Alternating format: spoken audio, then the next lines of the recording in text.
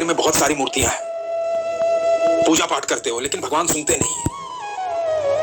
मन खुश नहीं रहता है, जीवन में कोई खुशी नहीं है, दुखी दुख है। जानते हैं क्यों? ये प्रसंग बड़े ध्यान से सुनिएगा, बड़ा ही अद्भुत प्रसंग है। हरे कृष्ण दोस्तों, मैं हूं अनुज शर्मा। एक बार एक व्यक्ति था, बड़ा ही नास्तिक था, ईश्वर में विश्वास नहीं था उसका, ना पूजा पाठ करता था, लेकिन मेहनत बहुत करता था। मन दुखी रहता था, परेशान रहता था। उसका एक दोस्त था, भगवान में बड़ा विश्वास रखता था, पूजा पाठ करता था। उसने अपने इस दोस्त से कहा कि तू इतना दुखी रहता है, मेरे कहने से बस इतना सा कर ले कि भगवान की पूजा किया कर, भगवान श्री कृष्ण की पूजा किया कर।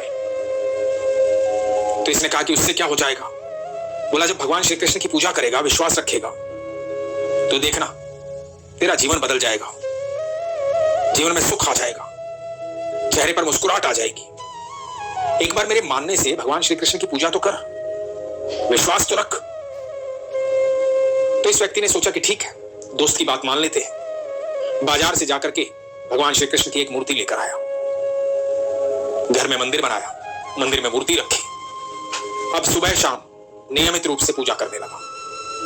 रोज पूजा करता, भगवान के सामने अपनी बात रखता कि भगवान मुझे नौकरी चाहिए, खूब धन चाहिए, बड़ा सा घर चाहिए, बड़ी गाड़ी चाहिए, मेरी व्यवस्थाएं करो। रोज अपनी डिमांड भगवान के सामने रखता, लेकिन मन अब भी दुखी था, मन अब भी परेशान था। जीवन में कोई सुख नहीं आया, कोई बदलाव नहीं हुआ। तो दोस्त को बोला कि भाई, जीवन में कोई बदलाव नहीं हो रहा है, तेरे कहने से भगवान श्री कृष्ण की पूजा करता हूं। तो दोस्त ने कहा कि अभी थोड़े ही दिन तो हुए हैं, थोड़े दिन पूजा कर, विश्वास पैदा कर, तब देखना होगा चमत्कार। तो इस व्यक्ति ने कहा कि ठीक है। अब पूजा करता था, नियमित रूप से भगवान से बात करता था, भगवान से कहता था गाड़ी चाहिए, घर चाहिए, नौकरी चाहिए, अच्छी पत्नी चाहिए, सुख चाहिए, शांति चाहिए। रोज पूजा करता, रोज यही बात करता। समय बीतने लगा, करीबन करीबन 1 साल बीत गया, लेकिन जीवन में कोई बदलाव नहीं हुआ।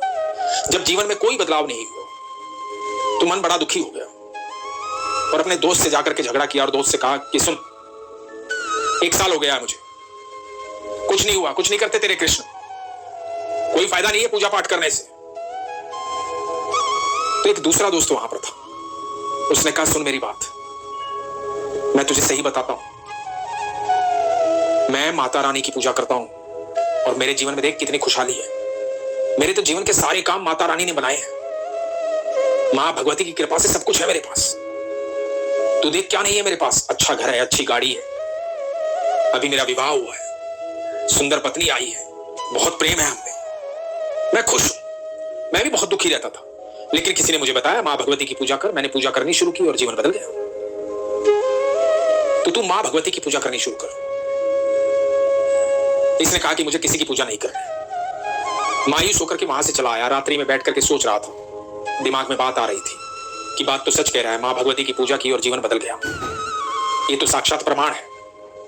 अगले दिन सुबह गया, मां भगवती की मूर्ति लेकर आया, अपने मंदिर से भगवान श्री कृष्ण की मूर्ति हटाई और उसे ऊपर अलमारी पर रख दिया और मंदिर में मां भगवती की मूर्ति रख दी। मां भगवती की पूजा करने लगा,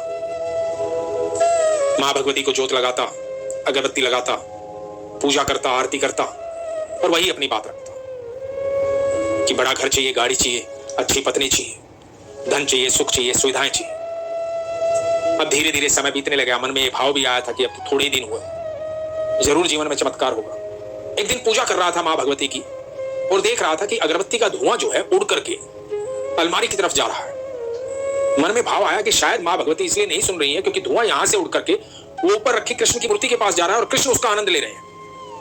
मन में जैसे ही ये भाव आया तो समझ गया कि इसलिए मां भगवती भी मेरा कोई काम नहीं कर रही है, क्योंकि धुआं तो कृष्ण के पास जा रहा है, कृष्ण की मूर्ति वहां रखी है, कृष्ण इसका आनंद ले रहे हैं। वहां से उठा और कृष्ण की मूर्ति को वहां से उठाने लगा और कहने लगा कि तुम इसका आनंद ले रहे हो ना, तुम्हें यहां नहीं बैठने दूंगा। और जैसे ही मूर्ति को उठाया, भगवान प्रकट हुए, ठाकुर जी प्रकट हो गए, ठाकुर जी मुस्कुराए और ये देखता रह गया, हैरान हो गया। इसने कहा मैंने 1 साल आपकी पूजा की, नियमित रूप से पूजा की, तब आप प्रकट नहीं हुए।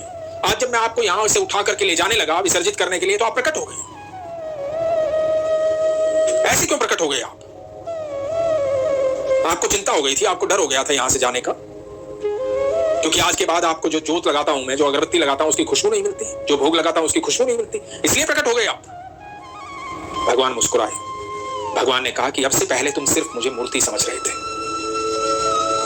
एक मूर्ति की पूजा करते थे, एक मूर्ति के सामने जोत लगाते, अगरबत्ती लगाते, भोग लगाते, अपनी इच्छाएं प्रकट करते।